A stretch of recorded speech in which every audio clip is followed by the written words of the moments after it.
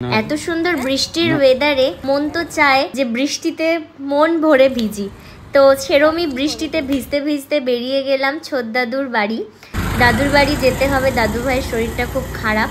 তো বৃষ্টি মাথায় নিয়ে, ছাতা মাথায় নিয়ে চললাম দাদুর বাড়ির উদ্দেশ্যে। মার আজ ফিজিওথেরাপি এখনো চলছে এখন, তো মা গেছে ফিজিওথেরাপি করতে, আর আমরা যাচ্ছি দাদু ভাইয়ের বাড়ি যাওয়ার জন্য মিষ্টি আনতে। আমাদের হলদিয়া কতটা ফাঁকা ফাঁকা তোমাদের দেখাচ্ছি না। শপিং মলে কোনো লোক আছে না কাউন্টারে কোনো লোক আছে।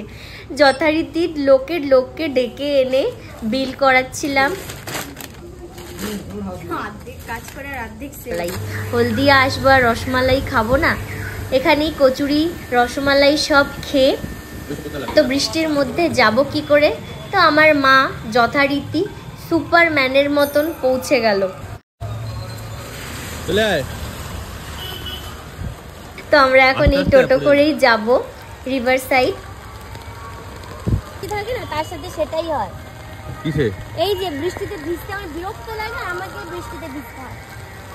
তোমরা কারা কারা মিষ্টি খেতে ভালোবাসো আমাকে একটু কমেন্টে জানিও। আমি তো প্রচণ্ডভাবে মিষ্টি খাওয়ার পোকা। তো হাত ভর্তি ফল নিয়ে এখন আমাদের নদী পের হতে হবে। নদীর পথটা হয়ে যেতে খুব সুবিধে হয়েছে, নাহলে আগে অনেকটা ঘুরে ঘুরে যেতে হতো। দেখো এত সুন্দর জায়গায় আমার বাড়ি।